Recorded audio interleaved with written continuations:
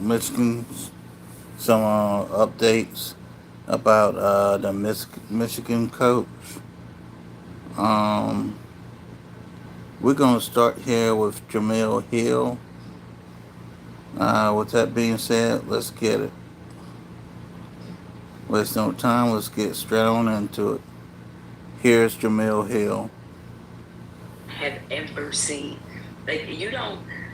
There's a lot of scandals that have happened across college sports, but this one is something that I think caught everybody by surprise. I'm not surprised that Sharon Moore doesn't have a job because I'll be honest, and this has nothing to do with the scandal that was unleashed. I'll be honest, my thinking was, especially after they lost to Ohio State, you see Ohio State once again competing for a national championship. They're coming in as the reigning champions. I think it's very clear, even though Michigan football won the national championship a couple of years ago, I think it's very clear that there is some distance between the programs, and that distance has been amplified since Michigan won the national championship. Now, I'm from Michigan, I'm from Detroit, familiar with how things operate at University of Michigan, and I knew, especially seeing the team this year, that Sharon Moore was going to be on thin ice. Yep. And there was part of me thinking that they were going to make a move this year, and this is just purely for football reasons. But once that period passed when you saw a lot of people getting fired and or leaving their programs, I thought, okay, he is going to get another year, but I wasn't even convinced it was going to be a full year because my thinking is if Michigan gets off to a slow start, if they don't look better, they're going to try to fire this dude. Here they have paid an NIL money, Bryce Underwood, the quarterback from Michigan, who was the top high school quarterback prospect in the nation. $12 million NIL dollars was given to him to get him to switch from his commitment from LSU to Michigan. And I think it's safe to say, or fair to say rather, people expected more from him in this offense. And you've seen it in flashes, but not with the level of consistency that one would expect. So I thought that Sharon Moore's job was on the line anyway. Then comes the It news was. out of the blue that he is fired for an inappropriate relationship with a staffer, somebody who was on his specific football staff. And if you believe the reports, I believe they said that she was an administrative assistant, to him. Then he's fired Mm-hmm. for having an inappropriate relationship with her. That's one term. And of Yep. course, we have seen this throughout uh, uh, college football. These kind of scandals have definitely happened. Then the second layer of this is now the criminal aspect, where Sharon Moore allegedly went over to this young lady's house that he's been having this affair with, and we found out through the arraignment he popped off. They have been dating for years, and Sharon Moore, in Mm-hmm. case you don't know, is married with 3 children.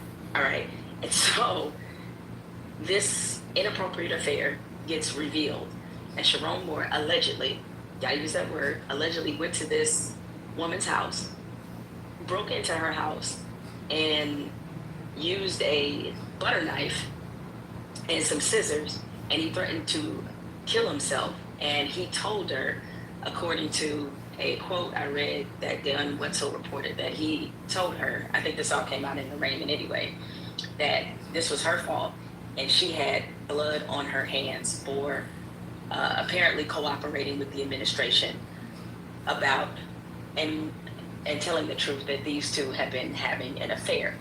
Now, what's really interesting is the context. There's a lot here, a lot to unpack. So I'm going to play these comments that were made by Michigan historian John Beacon, who is as plugged in as anybody is to the University of Michigan, how they operate. He has a lot of sources. And here's him being interviewed by Fox 2 in Detroit, talking about how we got to this situation. Take a listen. Dialed in to Michigan athletics than John U. Bacon. He's a Michigan historian, also a best-selling author. By the way, his new book, Gales of November, The Untold Story of the Edmund Fitzgerald, is going to be number 7 on the New York Times bestsellers list, the 6th consecutive week of being on that list. John, congratulations. I know you're very busy on that book tour, so thanks for carving out some time with us here to talk about this situation at Michigan. John, first and foremost, what do we know right now? Why is Sharon Moore at the Washtenaw County Jail? Well, to work it backwards, he and this employee at the Michigan football building were investigated by the University of Michigan this summer. Both denied any relationship, but that story changed yesterday morning when she went on the Hill, as we say, the administration office, with the receipts, the text messages, the emails, documents, and so on, laying out the details of the relationship. Not to mention, allegedly, she was That pregnant of by course him. resulted in Sharon Moore being fired. The regents and the president had enough. Ward Manuel himself fires Sharon Moore sometime after noon yesterday, one-on-one in their office. After that, this is where we're getting to your part. He broke into the employee's home in Pittsfield Township, which is between Ann Arbor and Saline, Michigan. Grabbed a knife apparently and threatened to harm her and harm himself. And that's when he became into protective custody in Michigan. So that's where that one stands. And John, you have reported as well that right now, currently, he is being surrounded by mental health professionals as well. Is that where we sit right now? That's correct, and should be, obviously. So that is obviously a serious matter. The next matter for Michigan, of course, is going to be the status of athletic director Ward Manuel, because they're going to need to hire a football coach. It will not be internal. There's no one prepared on the staff right now for that role. If they go externally, then you need an athletic director to hire that person. The question is, will that be Ward Manuel or somebody else? Western civilization, we are committing suicide. We're a society that has taken everything and bet on success, fame, and fortune. Those are the biggest lies of all. What do you think the choices are in front of us? Life and death. I think we're battling a death cult. I've been very upset with the way young men have been treated. And I was thinking about the messaging to the Black Lives Matter kids. You are a victim. All right. So now you guys are all caught up. As I mentioned earlier in this broadcast, he was arraigned already, and this has become the biggest story in all of sports. And some might even say even bigger and beyond sports, because I've seen this on CNN, I've seen it on NBC, I've seen it on all the major networks, where this has become the most talked about story of the moment. So there's a few things here. Number one is, I think we're all in agreement that this was unacceptable.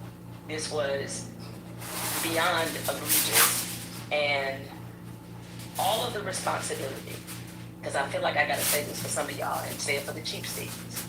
The only person responsible for being in this situation is Sharon Moore, because nobody told him, especially since U of M, I just want you guys to understand this, U of M has a very clear policy about engaging in inappropriate relationships with staffers. The reason it's inappropriate is because of the power dynamic. He is the head football coach at University of Michigan. She is somebody who is a subordinate. And as we later discovered, thanks to internet detectives, actually it wasn't internet detectives, let me walk that back. I just don't recall who reported it, but as we found out, from last year to this year, Sis got a 55% raise. Okay, so that's why these relationships, this is why universities discourage them, and why at a lot of places this is considered a fireable offense. So we need to understand that what he did was a fireable offense, and he's the one solely responsible for this.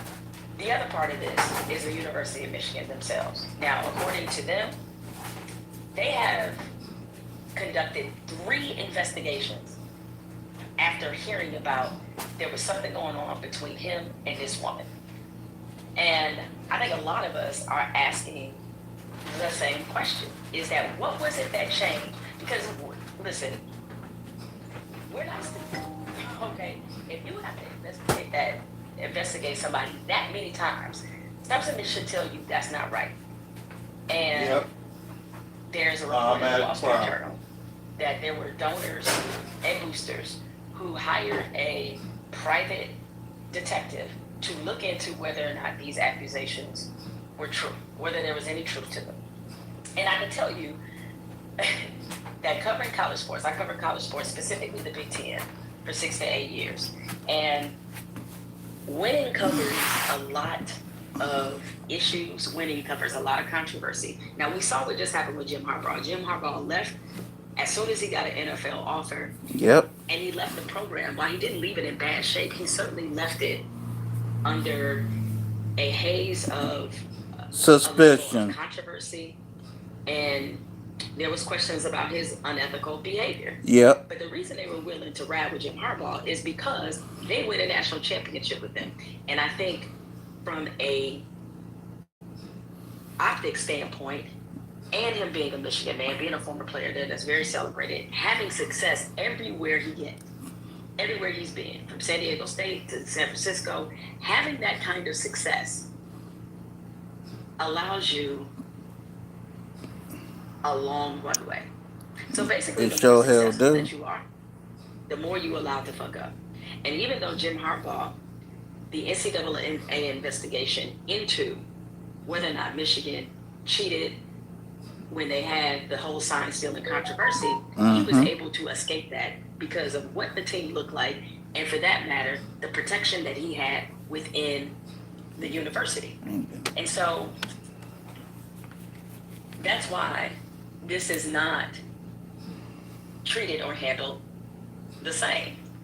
Because I think most of us are smart enough to know that if Michigan had beat Ohio State this year, You wouldn't hear especially nothing about given this. that Ohio State was in line and in position to play for a Big Ten championship, they're among the favorites to win it all. If they beat Ohio State this year, I don't even know that we're having this conversation, which to We me wouldn't be says having this everything conversation. about the priorities and what universities value. Yep. All right. And so there is that question about why did Michigan, if they had this kind of suspicion, how did he last this long? And I think that's a very fair question. But we know that there was a lot of people in Michigan's inner circle and their administration, among their boosters and donors, who were just out on my man, regardless if this investigation pops up or not. And so that's why I said earlier that I think he was going to have a hard time keeping his job. But now that you're doing investigations, and now that you have a woman who's willing to come forward, and by the way, people, she came forward with receipts, okay, text messages, all those things. And so when she was ready to say and admit that they were having this affair, and if you believe the reports, it was engineered. The reason why she came forward is because, and this probably wasn't the smartest move, but if there's anything that we have learned from what his behavior has been, I'm not so sure, you know, as they say, if sense was common, everybody would have it. But per reports that I have read, apparently, after giving her some hush money, he fired her, thus giving her an incentive to make sure she dropped a dime on him, allegedly, okay? And when you are in these kind of imbalanced power dynamics and you're having an affair at work, by the way, people, this is a professional environment. And I know many of you in the chat are saying, well, cheating's not illegal. It's not illegal. But when It's you bring that to your unethical job, though. and your job has specific policies against this exact thing, you are asking for exactly the outcome that he received. And I don't feel sorry for Sharon Moore at all, because he is at fault for creating this He situation, is. making it worse by trying to cover it up. And now he's stuck like Chuck. And I know a lot of people have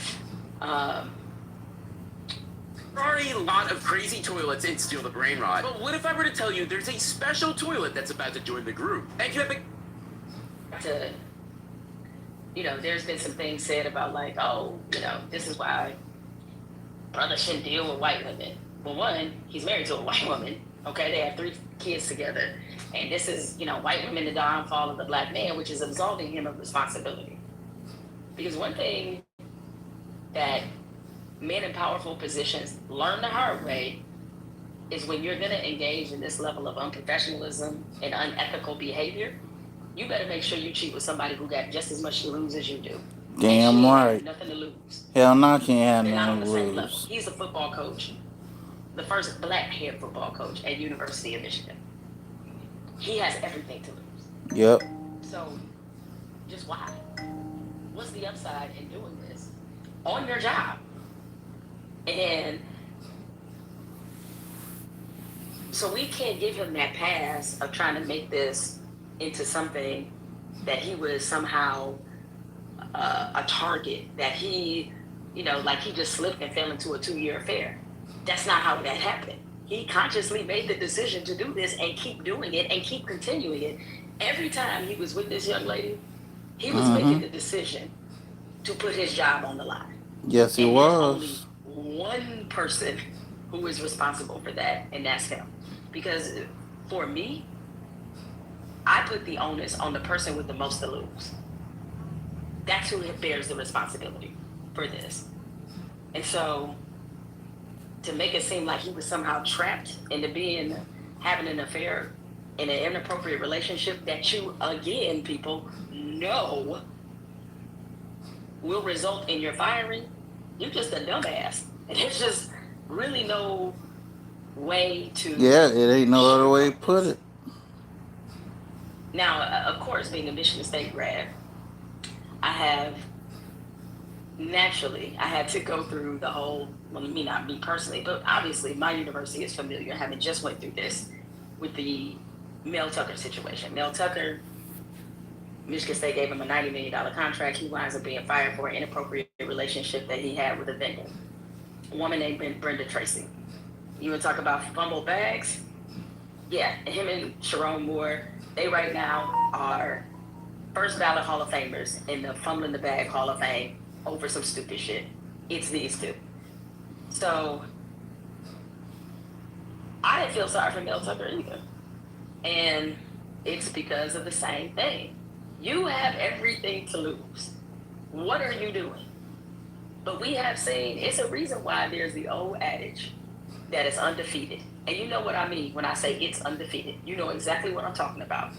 And so when you get these men in positions of power who, because of the power they have, then begin to think that they can get away with anything, this becomes, if you are not disciplined, if you're not mature, if you don't have character and integrity,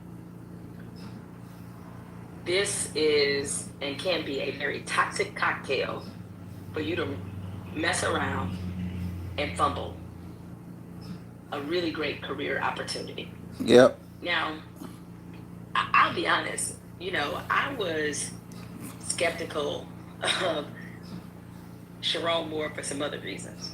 When he first took over the job at University of Michigan, he was the offensive coordinator for Michigan when they won the national championship. And he was, of course, getting the position that he got, naturally asked about being the first Black coach in Michigan's history, which, despite the fact that we know that there's clearly a number of Black players, I think I'm pretty sure the majority of Black players, or the majority of players that are college football players, we know that most of them are Black. But yet when you look at what is the makeup of athletic directors, head football coaches, that has been a difficult struggle and a difficult sort of career canvas for Black coaches to penetrate. Is that, you have Marcus Freeman, you have Sharon Moore, you have some others that have been able to get these head coaching positions. But I think when you look at the history of college football, Black head coaches have had quite a struggle. And some have even suggested that at some point, maybe college football should develop a Rooney Rule. That's neither here nor there. So, there's some awareness there that this hasn't been an easy road for Black coaches, period. Nope. So when Sharon Moore has been asked about what that means, I found his answers to be disappointing, to say the least. But nevertheless, it was this answer right here that he gave to a question. In talking about how Black quarterbacks are still perceived and some of the struggles that they face and the stereotypes, he was asked about Jalen Milroe, the former quarterback at Alabama. Supposedly, Bill O'Brien told Jalen Milroe that he should switch positions, which is a common refrain we've heard in football that there are black athletes who play quarterback who were often told to change positions because there was this prevailing stereotype that black men were not suited to play quarterback. We've come a long way. Obviously, you see what the NFL looks like. More than half of the starting quarterbacks in the NFL are black. Clearly, we've seen there's been tremendous growth in this area in college football. But nevertheless, Sherrone Moore was asked about Bill O'Brien saying this to Jalen Milroe. And here's what he said. He said, really, I don't see color. That was the first thing out of his mouth. Asked about how black quarterbacks are stereotyped, the first thing out this dude's mouth is, I don't see color, which we know is a lie. You are a black man in America, the first black coach at University of Michigan. No, damn well he was lying. You come out the gate and say, I don't see color. Then his second statement was, my wife is Caucasian. No one asked you about your wife. Who gives a damn? Not a single person. My kids are mixed. I deal with black, white. I've lived in Kansas where you could be in the house with the door open at 12, and in New Jersey where you have to be in the house by 6 o'clock. What has any of this got to do with Jalen Milroe? Yeah. And him having a white coach tell him to change positions? I mean, for a black man to say, I don't see color, and I know that there are white people out there who were amening these comments, saying like, oh, it's nice that, somebody doesn't talk about race and all that kind of stuff. We live in America, people. The entire structure, hierarchy, societal conditions in America are all race related. All of them. If you say you don't see color, you lying. Because you do. And just because you may not be out here using the N-word or slurring people or personally discriminating against people, that doesn't mean you don't understand the hierarchies of race in America, because they're there. We have to live them every single day. This entire country was built on racial hierarchy. That is not controversial. That is simply history. Yeah. We live in a white supremacist system. This is unfortunately. So for a black man who has had the experience of being black in America to say, I don't see color, bro, what? And that's when I was like, oh, this dude's a goofy. He's a goofy. And listen, of course, being a Michigan State grad. Now, whether him, being pro-white or whatever, I don't give a damn. Well, I somewhat do care about that. But the fact that this dumbass was screwing the check at his place of work is stupid. One, if you're going to sit and mess around, don't mess around with somebody you work with.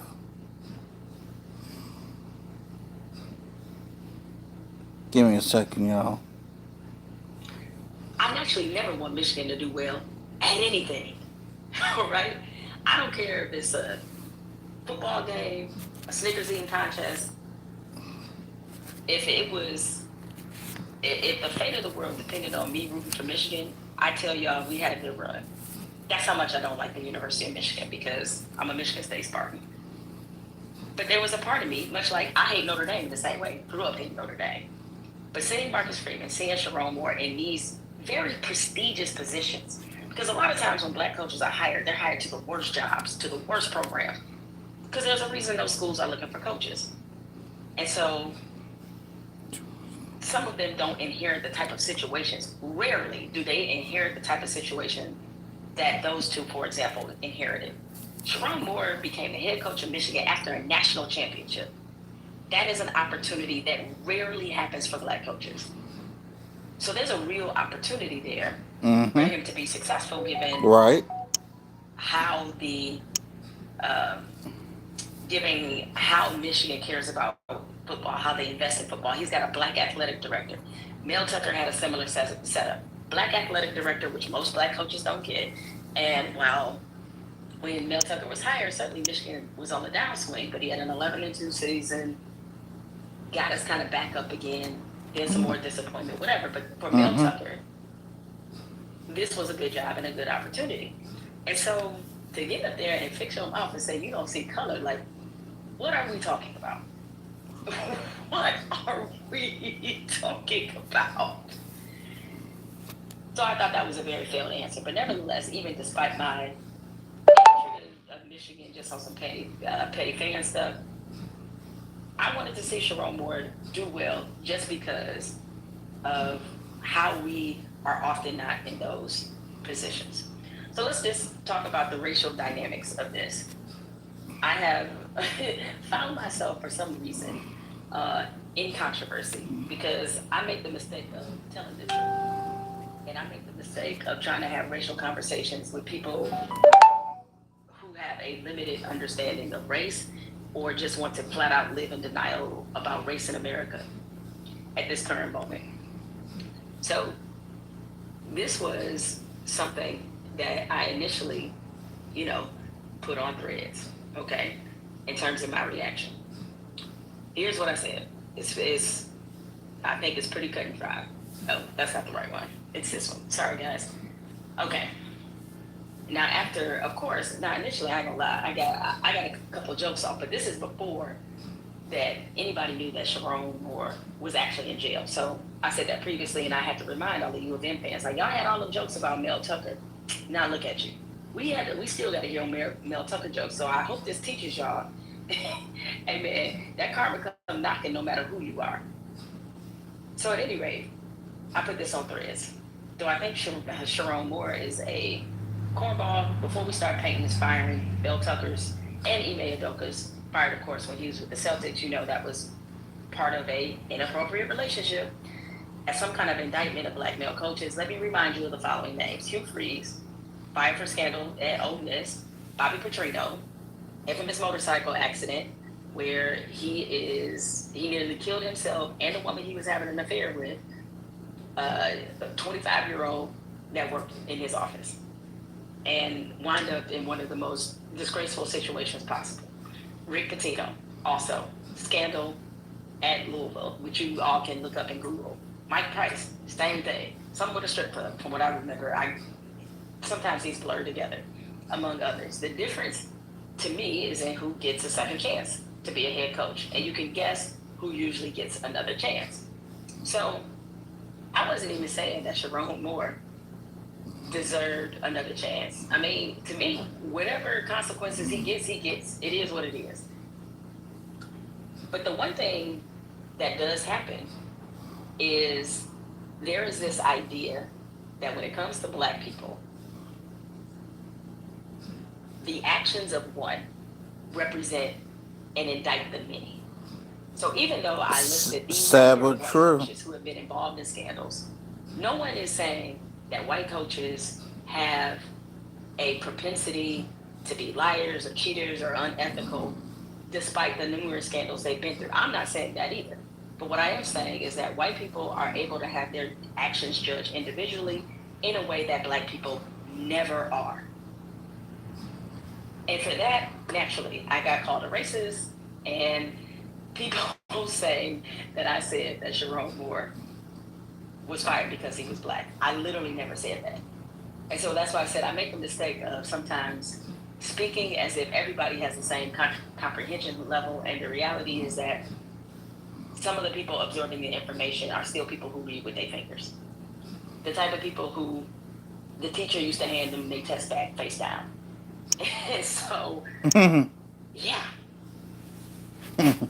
Naturally, people are looking at him and Mel Tucker, and I realize clearly he's the coach of Houston, which is why I use the word usually, meaning historically, typically, those guys are given a lot of chances. It's a lot of excuses made for their behavior.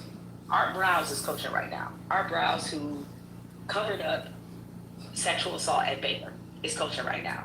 And that wasn't the first job he's been offered. Art Browse there have been other places that have tried to get Art Browse back into the fold. And so when it comes to scrutiny, consequences, I don't think it's any question that is often a differing and double standard. But there's a specific idea with Sharon Moore that I want to reject. And that is this idea that his actions in any way reflect black male head coaches, because they don't. I heard some comments that my friend, former colleague Ryan Clark had to say that got a lot of people reacting. So I'm playing for you right now and then react on the other side. Sharon Moore point of view, you have to look at his failures as well. He failed, if these things are true, he failed his family. He failed the young men he was in charge of leading and coaching. And he also failed a community of coaches who would love to follow him to get an opportunity to coach at a historically great university like a Michigan, to be amongst the names of the Yost and the Schembechlers and the Lloyd Carrs. That was the opportunity that he had that he failed at. And we also have to think about this young lady who was a subordinate and what these accusations or what these actions will do to her for the rest of her life.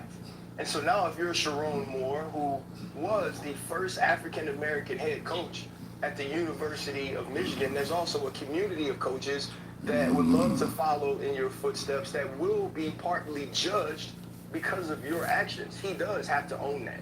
He does have to, at some point, acknowledge that. He has to be held. He ain't got no accountable choice but for to that, acknowledge whether that. these things are true and someone was after him or not. And so if you're Michigan, Yeah, give me you're some truly water. coming from two head coaches in a row, in Jim Harbaugh and Yep. also Sharon Moore, that has let the university Third down in coach in some 3 way. years. It is not the level of excellence that we expect from that position that has a responsibility.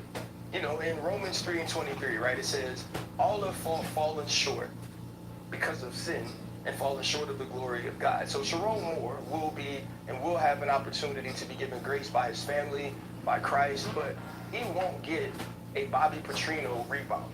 Nope. Right? He will be treated like Mel Tucker. He will be treated like Michael Haywood, who in 2010 was supposed to be the next head coach of the University of Pittsburgh. So I just don't think we could skip over how serious this situation is for Sharon Moore and the decision-making, the situation he put himself in. And so going forward, you can't just bring in a coach that's great at X's and O's. You need to bring in a leader of men. You need to bring in a man that these young men can look at and model certain aspects of their life afterwards. And I don't know who that is. Is it a Jake Fish? All right. So this is where I understand the point that Ryan was trying to make. And Hello, y'all. Hello. this is where he's right and wrong, where I would give him just a little bit of pushback. As I pointed out, we have certainly, like, we're not stupid in this society. We see it all the time. I know I got my Black chat people, working. the What's worst going of us, on? becoming the litmus test for everybody else. All the black people know when there are certain Looks like my chat's not working. I don't know what's going on. Because usually when y'all come in here, the chat will be working.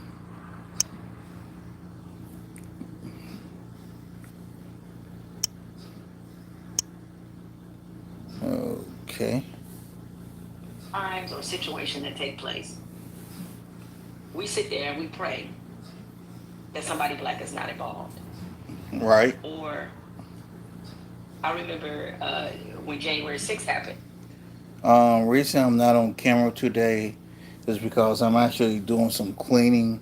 So I'm actually trying to multitask right now. That's why I'm not on camera today. If I do go live tomorrow, I'm most likely will indeed be on camera.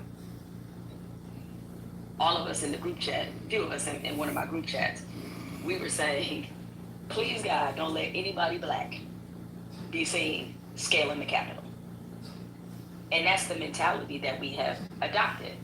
The problem is, Sad but it is true. very much a white supremacist talking point. It is. This idea of collective community responsibility is one that pushes the narrative of inferiority of black people. As in everything and every way we are viewed is based off what is wrong with you black people? Why can't you get your community together? We have 40 million black people that live in this country. And Right. yet we're the only ones who are considered to be collectively responsible for each other. Now, I understand from a community standpoint because we are in community and this is partly of how many of us have been raised, is to be in community with each other. I get that. But the downside is that because we are judged that way, it then becomes the justification to demean, dehumanize, and disrespect us. You know, I know people get tired of hearing about how everything goes back to slavery, but everything really does go back to slavery in this particular sense. One of the narratives they tried to sell with slavery and why and how they tried to justify enslaving Black people and enslaving Africans was to say that we were savages and not intelligent enough to live on our own, even though they stole us from communities and kingdoms where we were not only living on our own, but among some of the most advanced societies that there is. So this narrative has been planted throughout, because the only way our treatment could be justified is if you made people that we weren't human to begin with. And we've seen this through the Three-Fifths Compromise, through literally every part of American history, that's always been the justification. As part of that justification, if they're judging all of us by the actions of the few, then it makes it that much easier to say, oh, well, Black coach is not going to get another job at University of Michigan because of what Sharon Moore did. Things that would never be said about white coaches, because they can mess up and pivot and do as much damage as possible, and it's never considered to be a collective representation of the entire group. So what I want Black people to start doing is we need to stop rejecting that. We need to start rejecting that Right. narrative as well. Sharon Moore, you know who Sharon Moore in his life. He didn't fuck up mine or anybody else that was Black. No Black coaches. He did not fuck up their lives. He made all those decisions on his own. And that's how he will be judged, not just professionally, but also criminally. Yep. All of those decisions he made himself. This ain't got nothing to do with no other Black coaches. This has nothing to do with whether or not Black coaches should be hired. Because here's the thing, as I pointed out, I don't know off the top of my head, and maybe I'll look this up before this conversation is over. I don't know off the top of my head how many Black head football coaches there are in college football. But as I mentioned, considering the struggle that Black coaches have had to even get in those positions, to give the situation with Sharon Moore, to make that an excuse for people not to hire us, is preposterous. They weren't checking for us anyway. So there was nothing for him to destroy, given how difficult it already had been.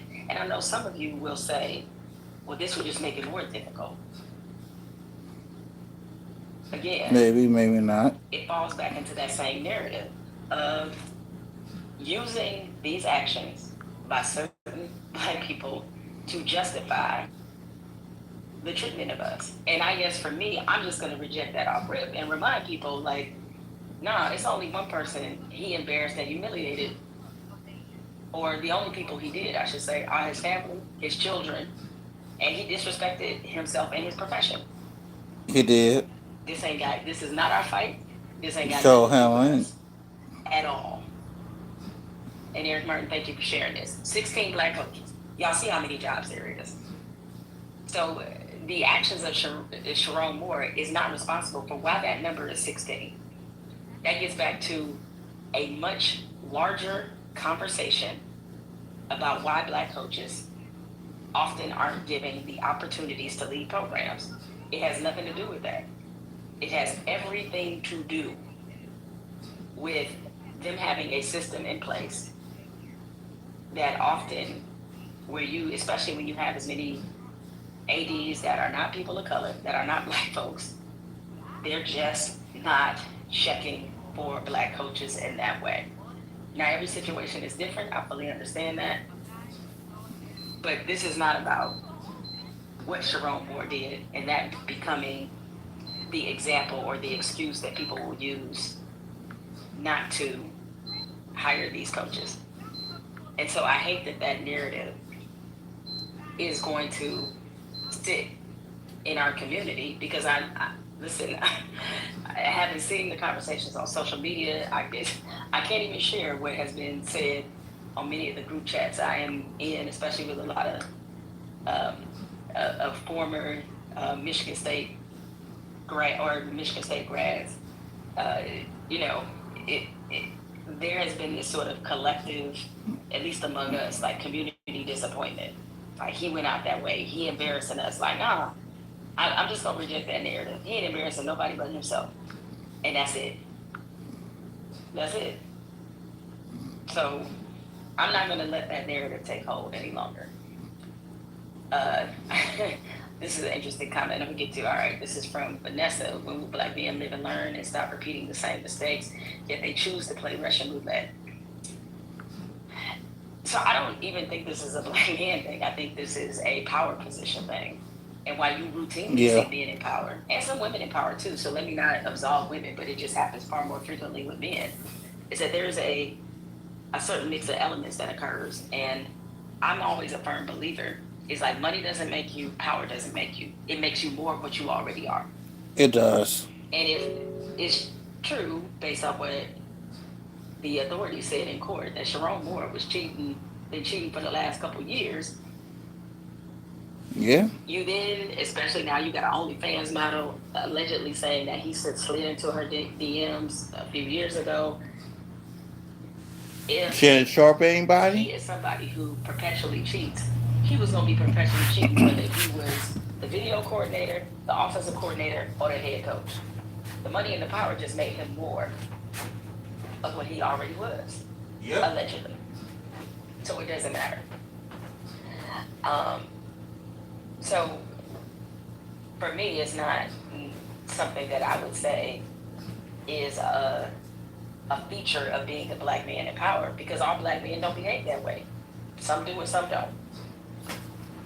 And so that's what I mean about us collectively feeling responsible for the actions of individuals, especially individuals that, frankly, with the I don't see color, didn't seem like they was trying to be in our community anyway.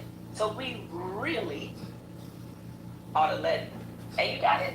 I don't see color up in there, right, Nick? Because I tell you what, it's a whole lot of people seeing it now. And how you be treated in some instances and some parts of the story are definitely going to reflect that.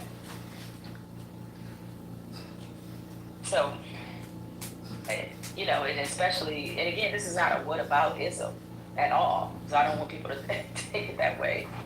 But we're currently living in a country where the president is a felon. So these lectures about Black behavior, I don't want to hear them, given what we see politically right in this current moment. So, yeah. You know, and that's something else that tends to bother me, is that people love to make it seem as if we're the only community that's often tasked with having to, quote, fix ourselves. That's why I hate that whole fix yourselves conversation. That's what I call it. It's like, we are often told that the only way that we deserve respect, deserve dignity, is if we fix our community. Nobody else is told that. We see every manner of different races doing all kinds of, and it's individuals that do it within the race, not the collective as a race. We see individuals that represent other races doing foul shit all the time. And nobody tells them that the only way that they deserve dignity and that they deserve respect is if they fix their community.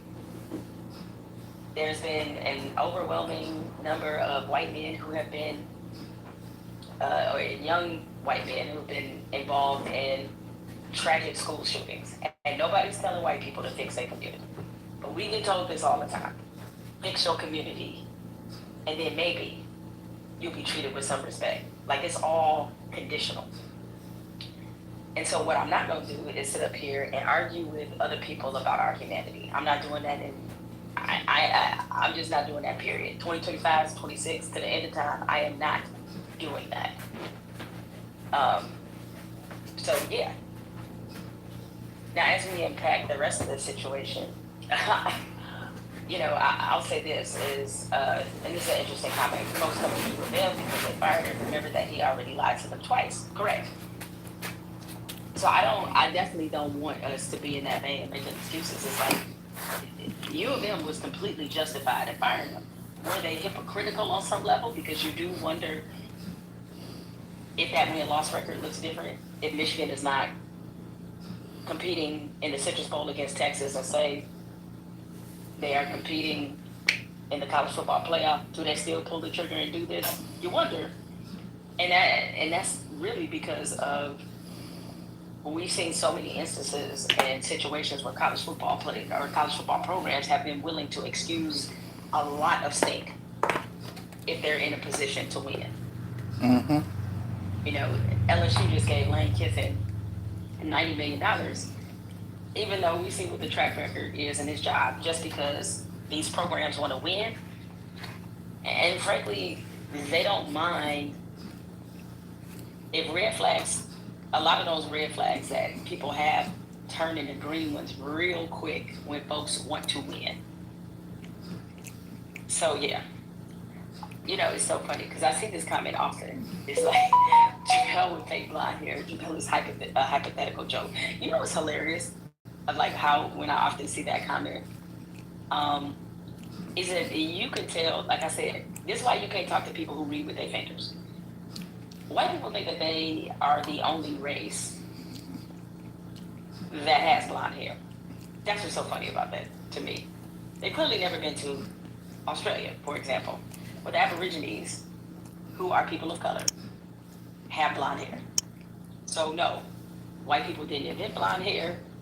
They are not the only ones that have blonde hair. It's just the hair color. Like, why are you tripping? I'm not trying to be a colonizer. I ain't trying to be close to white. Anybody who knows me knowing that ain't my thing anyway. So if you think white people own a hair color, I suggest you pick up a book, but maybe I wouldn't, because it's such a dumb comment that if you picked up a book, you'd probably read it upside down. So that is what it is. At any rate, as I mentioned to you all, I wasn't planning to. I didn't know when the next time I'd be able to join you here on Politics Live, because I'm currently on vacation. I was definitely gonna try to check in with you guys as time permitted, but time, given this entire situation, it made it more pressing for me to do it, because I definitely had a lot of thoughts about what happened, and I tell you, I just never would have anticipated that this would probably be the most scandalous by my mind. And time goes so quick.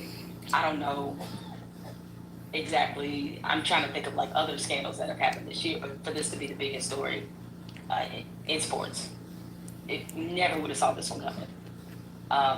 Not surprised he was fired. I just never thought that he would be fired for this particular reason. Talked about this earlier. Wasn't Jim Harbaugh part of a scandal at U of M? Gave him a slap on the wrist because they were in the playoffs some years back. If you recall, Jim Harbaugh's last year, he was suspended for multiple games.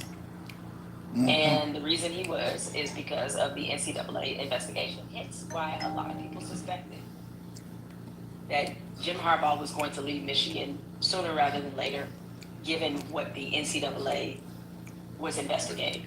Jerome Moore, just so in case you guys forgot, was part of that scandal because he erased some text messages, and basically it looked like he hid some evidence. That's why he was suspended this year, and why next year he was also going to be suspended, I think, the first game. That was part of his NCAA punishment. So to some degree, again, it's amazing how the winning will cover stuff up. And thank you there for being a super sticker. I appreciate you, Rochelle. Hope I said that right. Anywho, checking in here. Now I'm about to check out because it is after midnight here in Cape Town, South Africa. I'm going to enjoy this vacation already. I don't know if any of you have ever been to South Africa, but it's a really magical place. Oh, one more thing before I go. Let me point out something else. Because as I mentioned, a lot of people have been in my DMs and, commenting on threads and on Instagram saying that, accusing me of saying that Sharon Moore was fired because he was black, something I never said. And then I saw this before I sat down to talk to you guys. Now this, and I don't know if you guys are hip to this game. There's a lot of blogs that are run by engagement farms who specifically take people, most often celebrities they know that generate a certain amount of outrage, traffic, and engagement. And they make up fake quotes and they put them on poster boards. That little poster board or, graphic card that you see right there.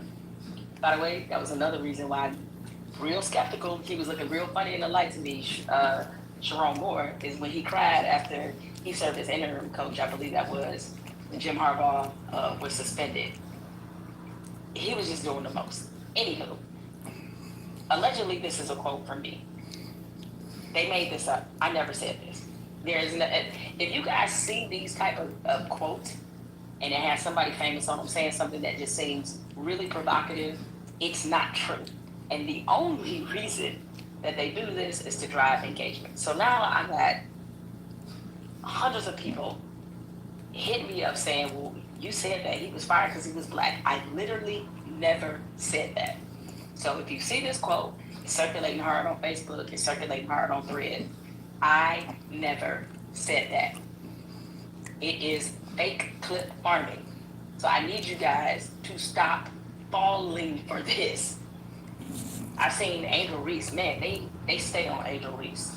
I've seen Caitlin Clark. They tend to target women and minorities because they know it's going to drive a certain amount of outrage. So once again, I didn't say this.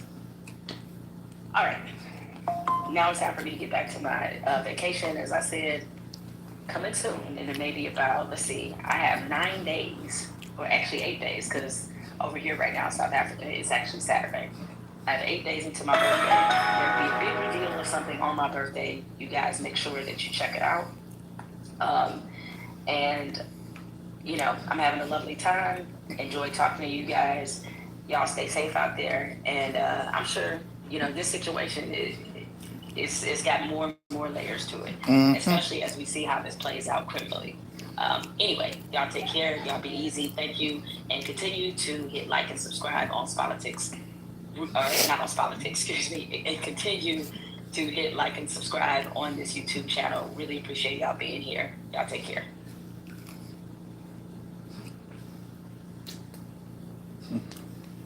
Okay, that's the end of Jamil Hill. And I got another thing I'm going to play.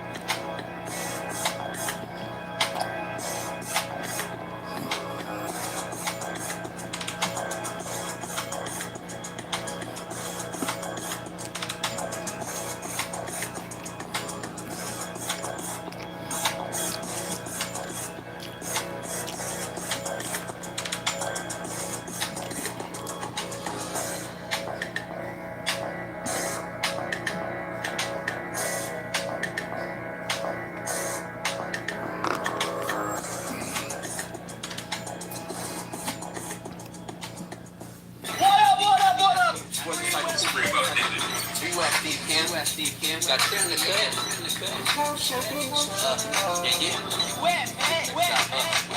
In this shit, we shooting, I'm Durant. You ain't shooting John Moran. I'm fucking stupid, we ain't losing. Run like something to prove it.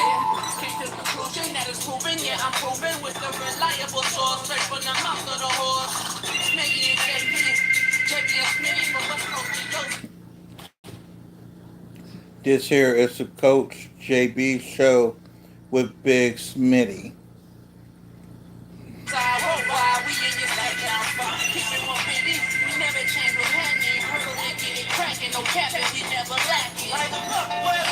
Better stay in your lane. You know what you did? Watch how you stay That eye, and I looked in the way and I saw that motherfucker coming. That's the reason. That's bullshit that Robert Parrish said. Coop, you know I got your back like a back boy. Fuck Robert Parrish. You know you ain't shit. It's all good. You know, fuck yourself. It's all of them. We see you like shit, you're fucking slap dicks. Issues get pressed so fast, you don't get sacked like bags and baggage. Smitty and Jason Brown, kill the ass a rap. We want the games we missing, we switched it and filled the gap. Smitty and Jason Brown, we want the games we missing, we switched it. To put the fear of God in these motherfuckers!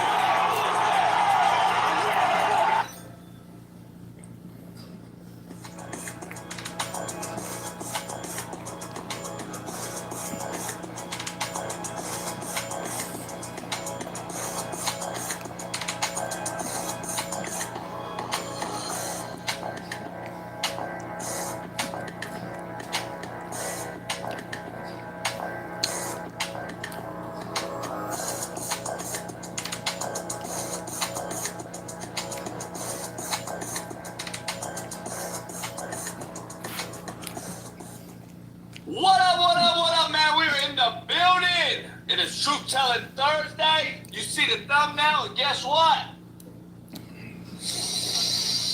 Oh, it smells like straight motherfucking pussy out there. Yes, it does. And it got this man fired. Because like I say, two things undefeated in this world, pussy and new pussy. But what do I know? Coach Sherrone Moore at Michigan was fired for chasing some pussy. Chasing the cat, y'all. Then subsequently got arrested on his day off for crashing out, allegedly by saying a few things to his wife and then this young broad about offing himself. Allegedly, of course. I've never seen a dumber group of millionaires in my motherfucking life. But let's pump our brakes at the evisceration of Coach Sherrone Moore by showing Instagram follows and OnlyFans models that he apparently follows. Because y'all had a bunch of time to pull up who he follows on Instagram, since all of a sudden you want to show who he follows on Instagram.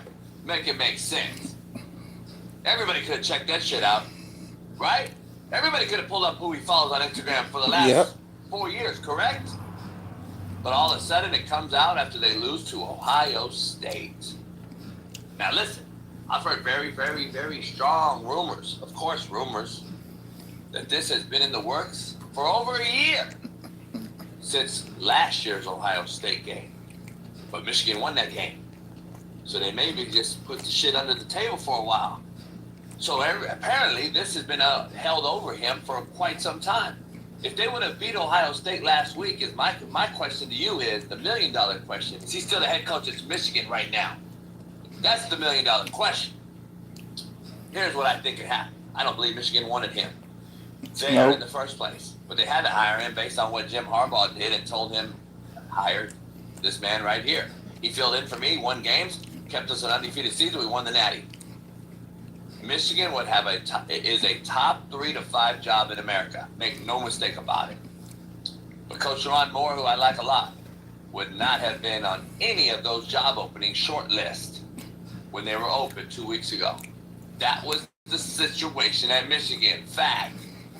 He currently held a job of a top 3 program in America, but if he was fired, would not be on anyone's short list to be hired anywhere else. That's the situation that was at Michigan, and we're going to dive into it on a fully loaded show. It is Truth Telling Thursday. Names that have been mentioned already are Kalen DeBoer, of course. If Kalen DeBoer leaves Michigan, like AJ and Asiski and everybody that's involved in that program, he didn't belong in Michigan. And you're not if he leaves Alabama for Michigan, you didn't belong in Alabama. You're not an Alabama man. You don't leave Alabama for any other job in America. Period. Fact. So if you leave Alabama for Michigan, you will commit SEC suicide. You will never coach in the SEC ever again. We'll see. Coach Mentor, the DC that was on that national title team, Michigan ties, obviously being mentioned along with Brian Daboll, a guy that's been heavily mentioned. Apparently Jed Fish, who was on Harbaugh's staff, is being mentioned to leave Washington once again, and so is Manny Diaz, who has recruiting ties in that region. They've all been mentioned. But we're going to dive into it in a deep way. Pause, as you all would say, the feminine fan base. My main man, Far East Side of 317. LeBron hairline having, Lamar Jackson love it, and no longer Danny Dimes jocking. Philip Rivers love it. Our main man, Big Smith, joins the show. Another black brother taken down by the white. A black brother taken down by the whites. Malcolm X told us from the beginning and we didn't listen. The most dangerous person on planet Earth is the white woman. And we didn't hear. I did a quick chat GPT search and add what's the most deceitful and sneakiest cat in the world. And what popped up for me was the snow leopard. The snow leopard. And something about that snow mixed with that cat, meow. That's just a weakness that we can't control. Sharon Moore is another victim of the white cat. I'm your co-host, Big Smitty. JB's here, Belly in the background, Prez in the background. I want to say what's up to the chat. We got Miles in here, MSJ. We got Calhoun. We got K Smooth. We got Smooth Trainer TC. I want to see everybody in the chat green by the end of this day. Everybody else, I want to swipe to see green. That means you remember. If you're not a member, we don't fuck with you. Can I help you? It's a loaded show today. I'm excited for this day. I'm sad about the topic we have to discuss. But we have to discuss it because we're really sharp right now. How you doing, Coach JB? Then you're saying y'all are dumb. Huh? No, you're saying that. Like, stop saying, I never thought my people dumb. You're saying that.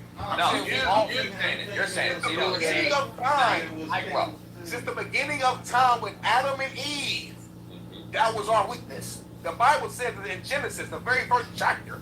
Who's weakness? Men. No, that's not what you said. You said white girls are the brothers. I said the most black man had downfall, white most dangerous woman No. in the world is the white woman. Put your glasses back on and read it. Do it then, because you didn't say that. You said another brother falls at the hands of a white girl. Another brother, yeah. Well, we're the only one. That's your fault. That's your fault. That's your fault. That's your fault. But that's y'all people though. Y'all can't leave us alone. Y'all can't leave us alone. Y'all follow what happens. And you know what the problem is? Why? The left-leaning brothers, they go get the white liberal Karen because she likes brothers, and then y'all create a whole fucked up society. Because the white liberal bitch is the worst bitch in America. Period. And guess what? Most of them are white moms. The white Karen though is the far right though. The Karen is the far right. No, they're not. The Karen is the one that hit you with us. Chat, can you please tell this motherfucker that Karens are not right? Yes, they are. Homie, chat. The Karens are the ones that walk up. Hey, black man, do you live in this neighborhood? Why are you standing out here in front of this house? That's the far right sister doing that. That's not a Karen. Right. Smitty, that's not a Karen. Who's that? That's a MAGA. This motherfucker don't know the difference. I mean, goddamn. So break time out. Oh, wait, that's not a Karen, dummy. Break down with a MAGA. Watch your mouth. Break down with a MAGA. A MAGA is from a Karen. MAGA Margaret is the name of like the broad on the right that's like a super like, like a cultist. Okay. Then you have Trumpers who aren't MAGA but just like they voted Trump because they wanted to change from that fucking sleepy Biden. And then you got moderate middle. And then you got far left, which is way over there, because there's no far right. Far left, which is like, right. And then there's left. But the far left is, the one who cut dicks off, all that weird shit you said you don't like to do. Right. So that's far left. But that's Karen. See, Karen far left. She's over there with the far left. She's the one that's fucking always at the store with the pink hair, purple hair, nose ring, fucking lip ring. Weird fucking shit. You know what? I actually disagree, man. I'm not gonna lie to you. I'm going to send you Karens moving forward on Instagram. Every time I see one, I'm gonna send it to you, and I want you to do your own evaluation of it. And you do the same. If you see some Karens, send it to me. For real. I think there's a miscommunication going on here. Okay. We call the white girl Karen because of the name and the affiliation of the white. We call her Karen. Okay. So Karen, we say Karen so frequently that everyone thinks any crazy loud bitches go Karen. But you gotta understand, there's one that's loves Magna Margaret, and then there's Karen, which is the weird pink, purple, weirdo liberal. Just So, this is my first time hearing the Magna Margaret. This is my, I mean, it's a, those are the ones about you're talking about. Black guy. Do you live here? Do you live here, black guy? That's some weird shit. Like That's Mark. I want to slap shit out of all. I want to slap shit out of all. To be honest, because I don't give a fuck what you are. Come near me, bitch. Shout out to the brother, Daryl Williams, man, for hooking us up with a $100 donation to start the show off the right way. He said Moore has no discipline. This has nothing to do with race. Moore should take accountability. I agree. Yeah, that's a real brother talking. Real brother, I agree with you. I don't know what the real brother is, but yeah. Yeah. He's one that doesn't call, claim race and race things. Like white pussy. He just said that he fucked up Jake pussy. See, you as a white man can't tell us what a real brother is. Yeah. At the end of the day, this makes you a brother. Not really. That doesn't. Skin doesn't mean nothing because the inside we bleed red, and that's the problem. See, y'all, you're trying to divide everybody because you don't understand that we all bleed red. I don't know what the white man bleeds. You told me we bleed red. So I don't know what you bleed. I don't bleed. I scab. I don't bleed. I scab. You bleed. I woke up this morning. By the way, homie, blood on my pillow.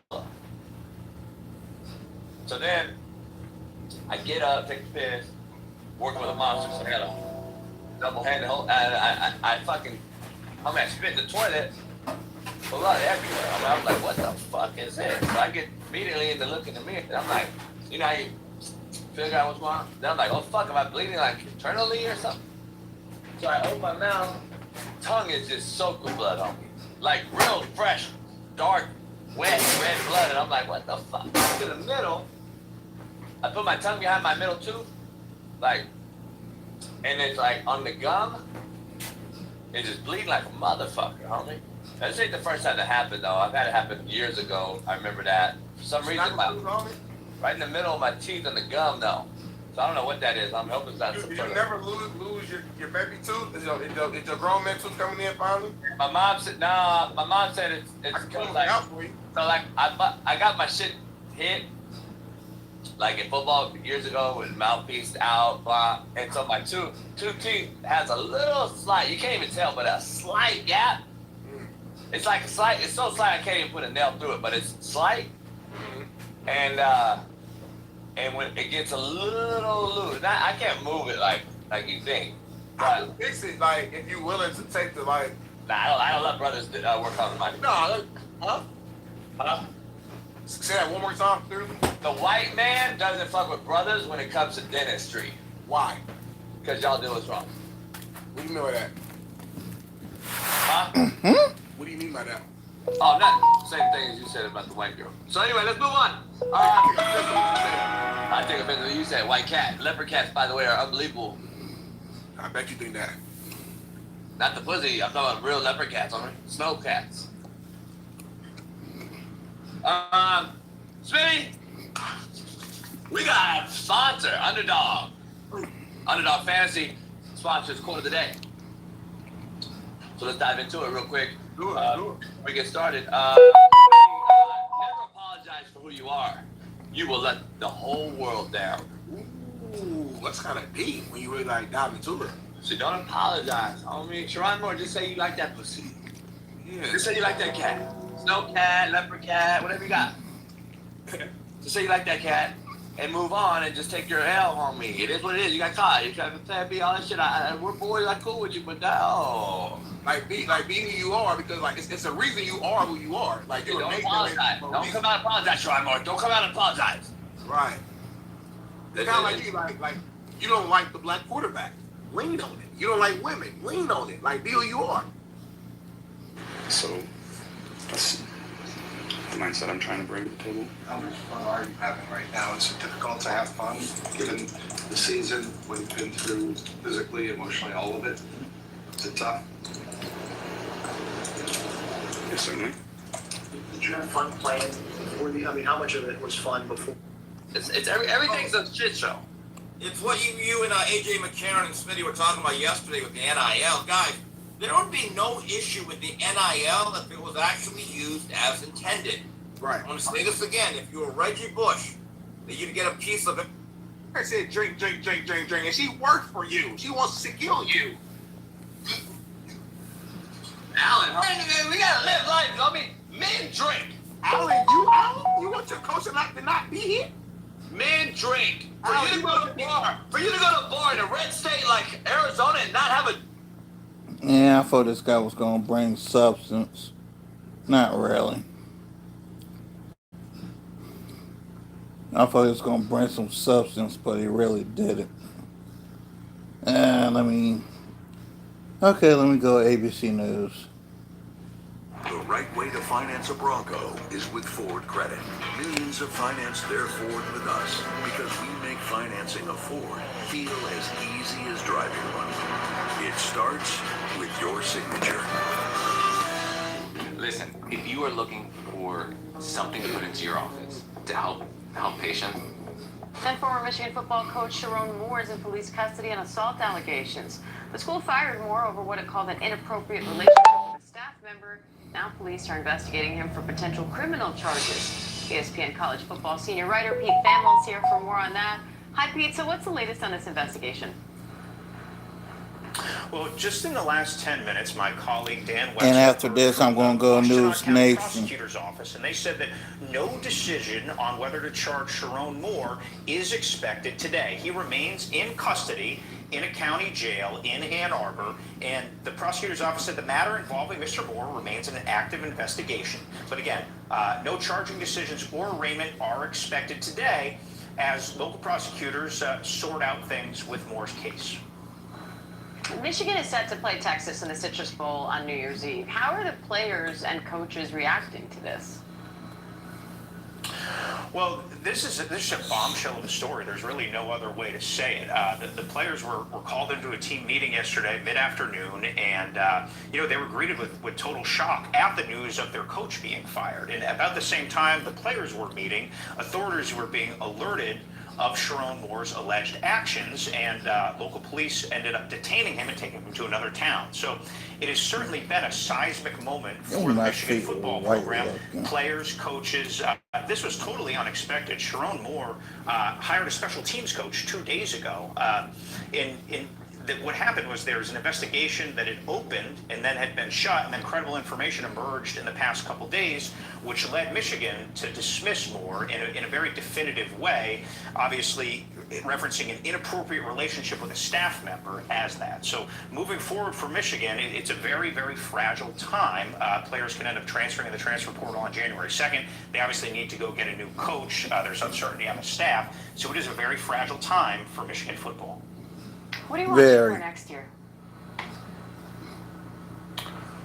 Well, I think there's the story of Sharon Moore and the spiral that he's in right now. We'll see what legal charges do end up happening or not happening with Moore in his future. We're going to go News Nation. In this case, obviously, Sharon Moore has some serious personal problems. And even if all the money that may be turning college sports upside down were half what it presently is, I think Sharon Moore's situation might very well be the same. Or if it was twice what it presently is. So we shouldn't take this necessarily as emblematic of anything, because this seems uniquely awful and seems to be more about his personal drama than about what's affecting college sports overall. But what is affecting college sports overall, at least from where I sit, is that it's becoming transactional. Instead of emotional. Look, I'm not naive about this. There's always been hypocrisy and cynicism and money and some corruption in sports. But you could believe essentially in the integrity of the competition, and you could believe that those you were rooting for cared as much about your team as you do. Now you've got to completely compartmentalize. You're a fan. It's your alma mater. You love, in the case of Michigan, to go back to campus, to go to the big house. 100,000 every time. Only a couple of years ago, they go 15-0 under Jim Harbaugh. They win the national championship. There's all kinds of good feeling around it.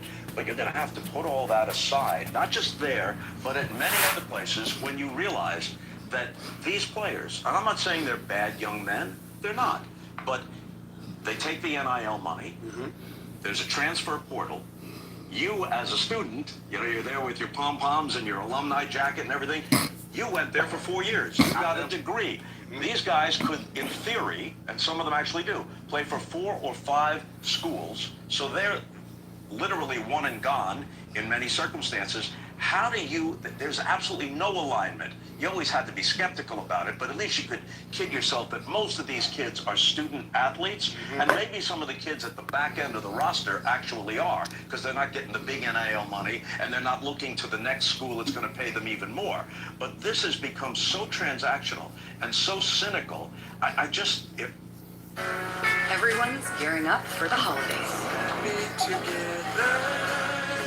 In a Chevy of their choice. But this has become so transactional and so cynical. My alma mater is Syracuse. Now, Syracuse football is pretty bad right now. Yes, it is. But if someone asked me to pay into an NIL fund, I would sooner pay to almost any other aspect of my alma mater than the athletic department. Maybe some people that are hearing this would get mad at me. I mean, I love it when Jim Boeheim's teams went to the Final Four and all the rest. I like going back to campus, but this is so detached from any actual honest relationship between academics and athletics that you just have to basically say, screw it. I don't care. All I want is to watch the game, bet on the game, hang out with my friends, have a few beers, and I'll forget about the rest of it. All of that is losing the betting on the game right now because it's a extension of the money culture. 2 things. One, this is classic Americana. Overcorrection. Yes. Right? You were exploiting these kids. You weren't really giving a lot of them educations. They were getting hurt. They weren't making it to the next level. You were making all your money off the bowl games. And now this is the correction, which is an overcorrection. We do the same thing all the time. Second, I see Moore as instructor for this one reason. They knew about the relationship. Now, this is not the first time they knew about someone making Ashemedica on the side and they let it go. But when you have $5 million and then $13 million coming this guy's way, you're going to look at it through a different lens. And the amount of money in the game has to corrupt the game. But the question becomes, is there any kind of middle ground? Or is this just like everything else in our society that's just going to be swinging wildly back and forth? I'm not an expert on exactly how this would play out. There are antitrust issues, but apparently the best way to come to some sort of sanity here and equilibrium is if Congress steps in and there's legislation that says, here's how this goes. Here are the limits to how much can be spent. Here are the conditions under which that money can be spent. I've always felt, and maybe this is just too idealistic, but no one should get into any university on an athletic scholarship who couldn't plausibly get into that university if the basketball or football program or whatever didn't exist. But that's just... You'll never have a competitive team. Right.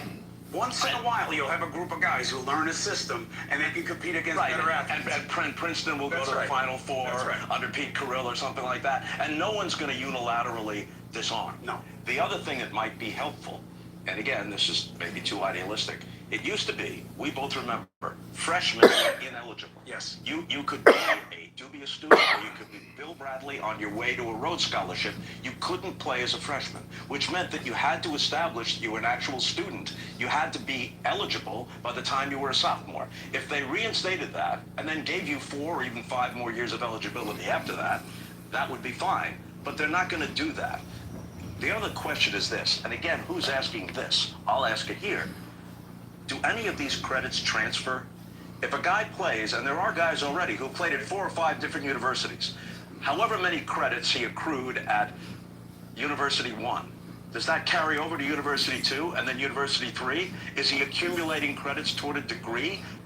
No matter how many years he's in college? Or is this all just a farce? It is a farce.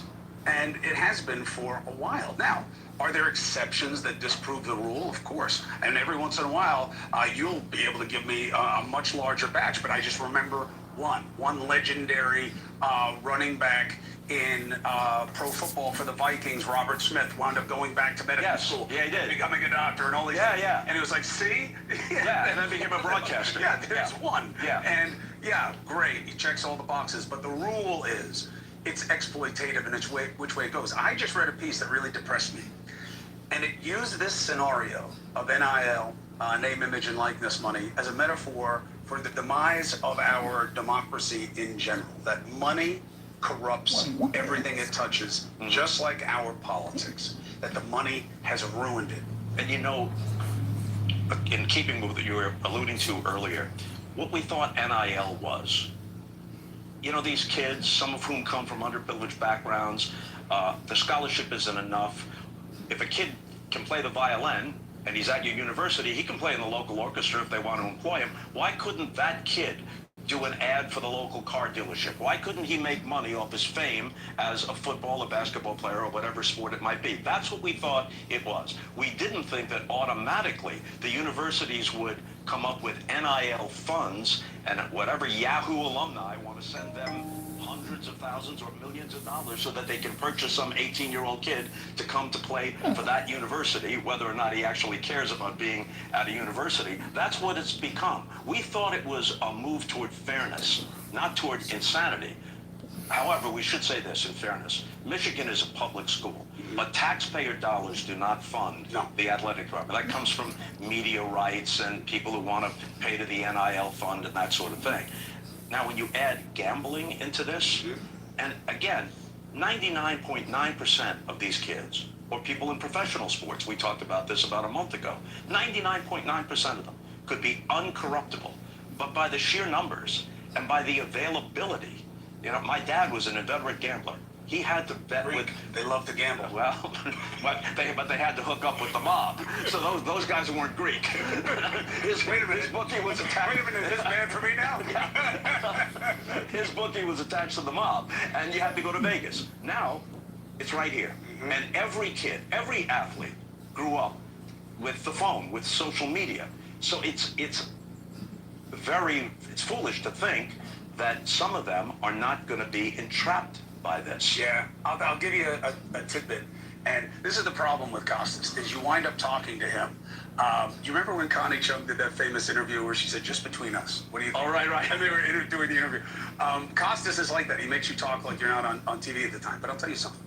I know a lot of guys who used to be in the life, okay? Yeah. And they tell me, and I haven't really touched it in reporting, but everything they've said so far has been true, that my assumption, which is the same as yours, is now it's all here. You're all FanDuel. You don't need bookies anymore. They say we don't know how wrong we are. That the kids get hooked. People are getting hooked. Now they need leverage. Yeah. And they are going, and that they are making money like they've never made before, and that the mob is all over. So this leads them to the mob. Because this leads them to the kind of guys my dad used to bet and with they need a guy decades ago. I'll front you some money. I know you're just having a bad patch. I know they tapped you out on the credit card. I know. Right. I'll give you some leverage. But just get a few more guys. Come to me. Tell them to come to me. And all of a sudden you got to. That's what may have happened in the poker thing. That's exactly went on with some of the NBA guys. Exactly what this guy told me, and then that wound up being exactly what the investigation. And then when you add the prop bets, which are the easiest thing to fix. Now MLB is apparently moving toward eliminating any wagering on prop bets. But until that happens across the board, that's the easiest way in. Mm-hmm. And yeah, because the small bets are the most addictive. By the pitch, by the event. Right. You know what I mean? And if you can. Look, but nobody likes rules in this society. So as soon as you start trying to put regulations on it, I mean, look, you know, not to make a crazy segue that we'll talk about another day, but I'm talking so much these days about healthcare costs because nobody wants to touch them. Why? Because that game is rigged, and it's rigged by the big boys with the big money. And you know, no matter how cynical we may have become or skeptical because of various scandals or things that chipped away at our idealism about sports, one thing you could generally count on was the integrity of the competition itself. That's the only thing they have to sell. Otherwise, they might as well be the WWE. They might as well be that. Now, we're in a conspiracy-minded nation and world. There were always people who thought, let's say Sacramento was playing the Lakers in the Western Conference Finals when the NBA was on NBC, so I remember this. Fans in Sacramento were sure that the officials and the league office wanted the Lakers to win so that they play in the finals, get bigger television ratings. Whether that was true or not, they believed it. Now, when you throw gambling into the mix and people are losing their bets, or the line swings a little bit, doesn't really change the outcome, but does change the line, then that just fuels it. And 20, 30 years ago, they didn't have this to complain. Now on social media, it goes all over the place. This game was fixed. This line was fixed. This guy purposely did or didn't do that. And it just poisons the well. It's all related, too. And that's why I love talking to you, Bob Costas, because you knit it all together. Merry Christmas, CC. The best for you for the holy days. You're a great guy. You're a gift every time of the year. Thank you for being with me. Can you be my personal PR guy?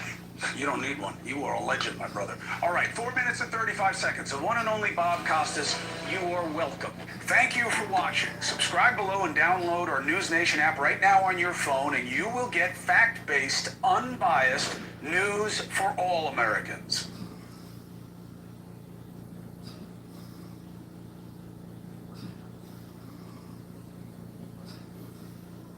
Okay, and that's it.